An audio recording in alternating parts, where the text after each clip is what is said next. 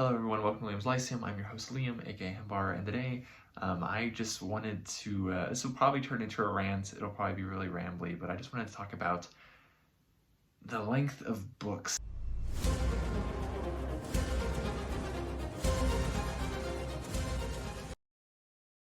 This is mostly dealing with fantasy. I don't think sci-fi generally has the same problem, which I view it as a problem, obviously. So this is all opinion. I will probably offend some people in this, and that's okay. I think I get offended when I watch other people's videos, so right, and I don't cry about it.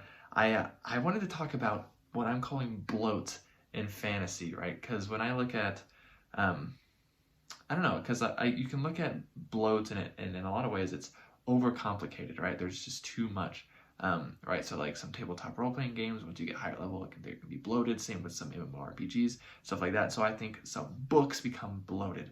That's essentially what I want to talk about. But this came about because this is a problem I've had with certain series for years, actually. So it's not like a super recent thing. Though more recently I've been like not in the mood to read a lot of epic fantasy, which I've traditionally really enjoyed, because I don't want to waste my time, essentially. And so I saw someone tweet, it's someone I didn't know, it's someone I follow, must responded to, and so this person said, short novels seem to be in vogue. Evidently few writers have the stamina to write long books, and or few people have the ability to focus on a lengthy saga. And he says, I miss those big juicy novels of yesteryear. And I'm wondering, what is this guy talking about? But because I feel like we still get a lot of big juicy novels. Maybe they aren't as in vogue. I don't know. I would be okay with that. But I didn't like how he came off as like, this is a negative, like the fact that, and that's his opinion. But then, to him, it's just like, oh, we don't have long enough novels, and so therefore there's something wrong with the writers and the readers, right? Or one or the other. And I was like, this is kind of a dumb take. Anyways, and so I just want to talk about basically that. I thought of, Shakespeare, brevity is the soul of wit, so I don't know if he coined that. I think of a lot of books, actually, and the first one that came to mind was one I read recently, and it wasn't even a whole book. I read a short story, and here, Amazon's, edited by Jessica Amanda Salmonson, I don't know how you say her last name, and there's a story in here by one Megan Lindholm, okay, and it's a really good story. And if you don't know who Megan Lindholm is, it's Robin Hobb. This came out in the late 70s. I think it was only when she started writing her Farseer books and Realm of the Elderlings that she's used a pen name Robin Hobb, though Megan is also a pen name. Lindholm is her last name, but Margaret, I believe, is her first name. So then you have this book over here, Assassin's Apprentice, which is the only novel I've read by Robin Hobb. And there's a reason this is the only novel I read by Robin Hobb, because this was not a recent read. I read this back in 2018, I believe, and I thought it was okay. I enjoyed the story, but it just took so long to tell such a simple story. This is over 400 pages, and the story is not worth 400 pages, just to be honest. It's not. And so I haven't gotten any further in Robin Hobb's Farseer stuff because of that, because I was like, I had heard the second book was basically more of the same. And I was like, well, I don't want to read that. Maybe one day when I can convince myself that I want to be bored to death when I'm trying to be entertained, then I will read Royal Assassin. But otherwise, I actually ordered her older series of the Kai and Vandrian stuff. Phaedrian, I don't remember exactly who it is. But it's like a duo, like more sword and sorcery type of fantasy. I actually found out about it because there's a clip in an old Fritz Leiber like remembrance documentary where Lindholm is talking about Leiber and her appreciation of him, and he's one of my favorite authors. And so I think there's a tendency, and I think I kind of think I can pinpoint where this tendency came from. Now, of course, in the 19th century and whatnot, there was a lot of very long novels. And this continues into the 20th century, right? But as far as fantasy goes, we don't get a ton of long novels. I mean, I guess you could point to The Worm Ouroboros is not short, but even most of the other like contemporaries with Edison aren't writing the longest novels if they're, people writing fantasy. In fact, you could say the preferred form was short stories even. Of course, there were novels being written. And, one of the more popular ones, of course, is The Lord of the Rings, which came out in the 50s. And this is a thick volume, so much so that they split it into 3 parts. And, I think there's a tendency, like, I want to be like Tolkien, this is like, the Middle-earth is cozy in a sense, and so, like, I want to spend more time in this cozy place. And so a lot of writers are like, I want my readers to spend more time in a cozy place as well. And a lot of readers like that. Like, I'm not saying there's something inherently wrong with long books, but when you're not as good as Tolkien, then you're not as good as Tolkien. Sorry, Robin Hobb. And so you have a tendency, though, to make something way longer than it needs to be. Perfect example right here is The Eye of the World by Robert Jordan. This book is over 800 pages, and it's a lot of boring pages. And then, so much so that you get one of the worst novels I've ever read, Crossroads of Twilight, later in the series, right? But, like, by comparison, you also have the same book that has a somewhat decently similar plot and setting as Lord of the Rings, called The Broken Sword. Came out the same year as The Fellowship of the Ring. And look how tiny it is. Wow, crazy. Who knew? Anyway, so who knew you could do that? And then you have this thing that came out in the late 70s that is basically the worst example in some ways. I'm not trying to hate on Brooks or Shannara. I like the Shannara books. But this is a very much a copy, in a way, a poor copy of The Lord of the Rings, which, take that as you will. And look how big it is. It's quite big. It's not quite as big as Lord of the Rings, but it's quite big still. And I think Brooks, even in that, this sold really well, right? And this is kind of actually where we get our problem. I feel like somewhat of a problem today. Maybe it's a problem for me. I'm not saying it's inherently a problem for everyone or the industry.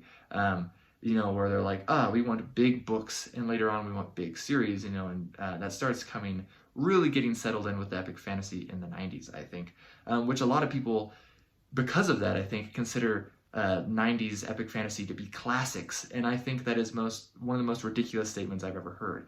Like, if the thing is about as old as I am, I'm not very old, then there's no way it's a classic, sorry.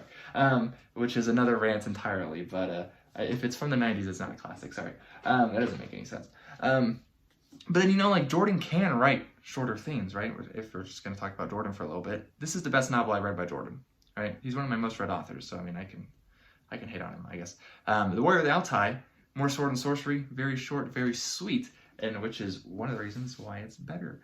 But, I do want to give you some examples of some novels that are long and I still enjoy. So, like, To Green Angel Tower, which is probably the longest fantasy novel ever written, as far as I'm aware, by Tad Williams, I still think is bloated. I don't think it needs to be as long as it is. It's still really good, though, right? And so, this is book 3 in Memory, Sorrow, and Thorn, for those unaware. But then by, comparison, you have a book that's even better, and it's The Shadow of the Torturer by Gene Wolfe, and it's just a fraction of the size. Heck, even if you were to put all 4 books in this series together, I don't even think they would compare to the size of To Green Angel Tower, which is just volume 3 of a 3-volume series. And then you have another book like Empire of Silence by Christopher Rocchio, which is, it's quite large, right? And this is really good. And in fact, actually, I think Rocchio is a good example of someone who doesn't really waste time, because there's quite a lot of story in all these words. So I think he's actually a really good example of not wasting time, still having a big book, right? He easily, instead of making it a 6-book series with these big books, he could have made it a 10-book series with a lot smaller books. I don't know. I guess publishers don't like doing that, though, and in a sense, I don't blame them. But then you have books like this, this bad boy right here is thick, and does it need to be that thick? No. And then there's even books which are really great. I hold this one up, even though I haven't read it yet, but let me act like this is Dead House Gates. And I really enjoyed Dead House Gates, but it's so thick that, maybe I'm the guy in this tweet, right, that I'm just, I don't have the attention span, but it's just dry. In a sense, Dead House Gates was dry, and it was still entertaining, it was still worth it, but maybe Erickson could have cut down a lot, and I know he was capable of it. I've read some of his Bocalaning books. Yeah, I've read one, okay. But anyways, but then I just think of, my favorite books I've read this year, right, are The Black Company by Glenn Cook, which, you can tell these old books are not in vogue. Small books are not in vogue. I don't know what this guy's talking about, right? Because the Black companies generally put with its 2 sequels, right? There are omnibuses. Those omnibuses are very common, just like Book of the New Sun that I held up, right? And so the Black company is not thick at all. Just speaking of another one that's an omnibus, Sailor on the Seas of Fate, one of my favorite books I've read this year. This book is tiny. It's technically a novel. So, same with The King of Swords, also by Michael Moorcock. Tiny book. Love it. Swords Against Death is a fix-up novel, which we are sadly lacking in these days. This novel is one of the best novels I read last year, and it's one of my favorites ever, and it's by Fritz Leiber, who is someone that's way underappreciated these days. Speaking of Fritz Leiber, we also have Our Lady of Darkness, also very short. And then we have a somewhat recent novel. We have Sometime Lofty Towers, right? The same is not long. And we also have something like, if we're going to go out of fantasy for a minute, we have a horror novel, right? Elizabeth Hand's Wilding Hall, which is also very short, right? And it doesn't need to be long to be enjoyable, because it is... Hand, for example, does a good job of cutting out bloat, or she probably didn't have to cut it out, she probably just didn't write it in the first place, because she didn't want to waste her time. But I just think it's funny when I look at a book. I haven't read this one yet. This is Tanith Lee's The Birthgrave. This book is 400 pages. It's not very thick by modern fantasy standards, and there's 2 remarks. There's one in the introduction, I'm pretty sure there's one in the back of this book that says, "This book is so long, wow," basically. And I'm like, this is short by today's standards. It came out in the 70s, and I was like, I wish that wasn't the case. But and don't get me wrong, I mean, I like epic sagas, but I want them to be well written, and so I don't want to waste my time, and if someone's going to tell me, oh well, the Realm of the Elderlings gets better at this book, it's like, well, I'm not going to skip the books, and if I don't want to waste my time, so sorry, I'm not going to get to the good stuff. It's not worth it. I'm not wasting my time. It's the same argument that I always heard for MMORPGs. It's like, oh yeah, well, the first 80 levels suck, but once you get to the end game, it's fun. It's like, why would I do that? Why would I waste my time? And sorry, that's just me. I am someone who likes to use my time wisely, and I don't like wasting it. So I think there's a problem with these fantasy novels in particular, who like to bloat up and, not use their words properly, essentially, right? It's like there's so much purpleness going on in a sense, and I don't know, I just don't appreciate it. But that's just those are my rambly thoughts. Yeah, I don't I'm sorry, this is probably a little a little rambly, and I definitely apologize for that. But let me know what you guys think. Let me know if I'm completely wrong. Like I said, I know a lot of people who like thick books, and I do. I like thick books, okay? But at the same time, I'll admit, if I look at a book and I'm not 100% sure I'm going to absolutely enjoy it, I'm not 100% sure I want to spend all the time it's going to take to read the book. There's just, why would I? Right? I think everyone can understand that. So, yes. Anyways, this is kind of my call to write shorter books, write shorter things, okay? I know people have the attention span for longer things, but I also think they have the attention span for shorter things. And if you can do more with less, essentially, then you might as well, right? And I think a lot of people have this tendency, right? If they have this idea, as far as writers go at least, they have this idea for a story, they're like, wow, I need to turn it into a huge epic. And it's like, well, your idea is actually pretty basic. You could probably write one novel. Heck, you could probably write a short story depending on what the idea is. So might as well do that. Not waste your time or my time. But that's just me being critical.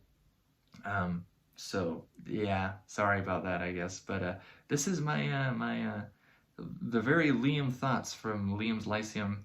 Hopefully you enjoyed them. If not, again, tell me I'm completely wrong. Tell me what you think, I guess. Does it matter? Am I not making sense here? Because maybe I'm not making sense. But that's just my thoughts. Those are my 2 cents.